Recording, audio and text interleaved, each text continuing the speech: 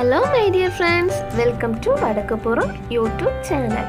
இன்னைக்கு நாம பீரோக்குள்ள சின்ன சின்ன துணிகள் எல்லாம் அடுக்கி வைக்கிற ஒரு ஸ்டோரேஜ் பாஸ்கெட் தான் பார்க்க போறோம்.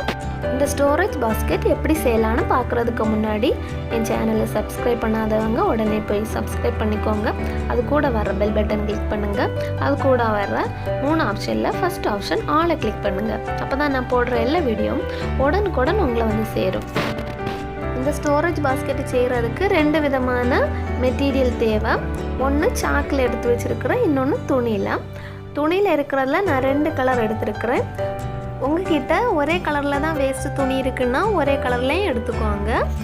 இதில் சாக்கு பீஸில் 2 பீஸ் எடுத்துருக்கிறேன், அந்த பட்டு துணியில் 2 பீஸ் எடுத்துருக்கிறேன், அதுக்கப்புறம் அந்த க்ரீன் கலர் துணி இருக்குல்ல அதுலேயும் 2 பீஸ் எடுத்துருக்கிறேன். இப்படி மொத்தம் 6 பீஸ் எடுத்து வச்சுருக்கேன்.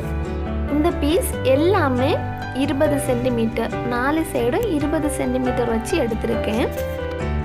பெரிய பாஸ்கெட் செய்ய போகிறீங்கன்னா அதுக்கு அனுசரித்து அந்த அளவுக்கு நீங்கள் மாற்றிக்கலாம். நான் ஸ்டோரேஜ் பாஸ்கெட் எப்படி ஈஸியாக வீட்டிலே செய்யலான்னு இன்னொரு வீடியோவும் அப்லோட் பண்ணியிருக்கேன். பார்க்காதவங்க போய் பார்த்துக்கோங்க. நாம் வெளிப்புறம் வைக்க போகிற அந்த பீஸை இந்த சாக்கோட ஜாயின் பண்ணி எடுத்துக்கலாம். அதையே எப்படி ஸ்டிச் பண்ணுறதுன்னு நான் இன்னொரு வீடியோ அப்லோட் பண்ணியிருக்கேன்னு சொன்னேன்ல, அந்த வீடியோவில் போட்டிருக்கேன். அந்த வீடியோ போய் பார்த்து தெரிஞ்சுக்கோங்க. நான் சொன்ன மாதிரியே 2 துணியையும் 2 சாக்கு பீஸில் ஜாயின் பண்ணியாச்சு. இனி இந்த மாதிரி 2 கார்னர்லையும் 2.5 2.5 அளந்து போட்டுக்கலாம். அதை கட் பண்ணி எடுத்துகிட்டு வந்தாச்சு. இதே மாதிரி தான் அந்த க்ரீன் பீஸ் எடுத்து வச்சுருந்தேன்ல அதையும் கட் பண்ணி எடுத்துக்கணும். இனி துணியோட 2 நல்ல பக்கமும் உள்ள பத்து வர்ற மாதிரி வச்சுட்டு 2 கார்னர்லையும் தச்சு எடுக்கணும். அதுக்கப்புறம் கீழே இந்த பக்கமும் தச்சு எடுக்கணும். இப்போ நான் தச்சு எடுத்து வச்சிருக்கேன் பாருங்க. இனி இதை இந்த மாதிரி எடுத்து வச்சு தச்சு எடுத்துக்கலாம். இதே மாதிரி 2 சைடும் தச்சு எடுத்துக்கலாம். இப்போ நான் சொன்ன மாதிரி தச்சு எடுத்தாச்சு. இனி 4 கார்னரையும் இந்த மாதிரி மடக்கி கொடுத்துக்கலாம்.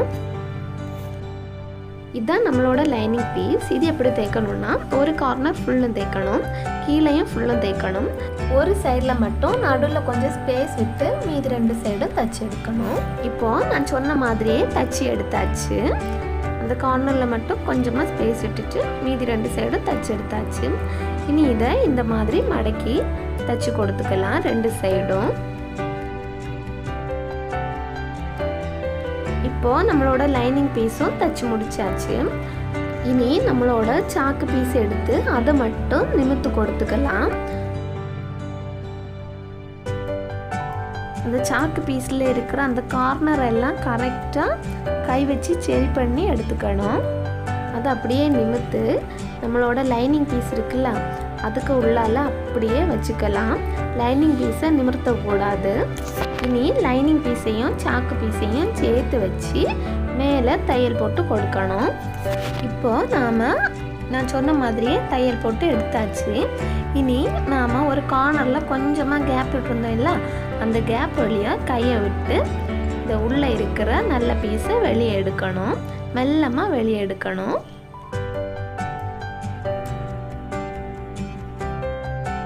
நல்ல பீஸை வெளியே எடுத்தாச்சு. அதோட கார்னரை இப்போவும் சரி பண்ணிக்கணும். அதுக்கப்புறம் நம்ம கொஞ்சம் கேப் விட்டுருந்தோம் இல்லை, அந்த கேப்பை தச்சு எடுத்துக்கலாம். இந்த லைனிங் பீஸை கரெக்டாக உள்ளே வச்சு கொடுத்துக்கலாம். அதுக்கப்புறம் இந்த சைடை கரெக்டாக எடுத்து விட்டுட்டு இந்த சைடை சுற்றி ஒரு தையல் போட்டு எடுத்துக்கலாம். இப்போ நான் காட்டினது ரொம்ப சின்ன பாக்ஸு. உங்களுக்கு இதோட பெரிய பாக்ஸ் வேணும்னா அளவை சேஞ்ச் பண்ணிக்கலாம்.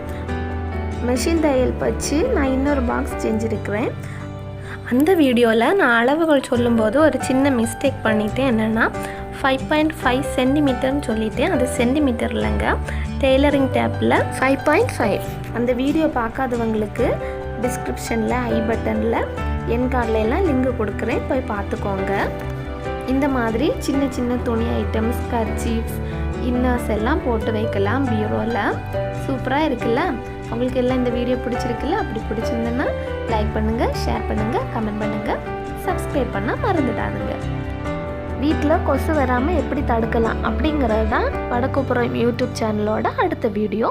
அந்த வீடியோவில் சந்திக்கிற வரைக்கும் ஹாய் ஃப்ரெண்ட்ஸ்.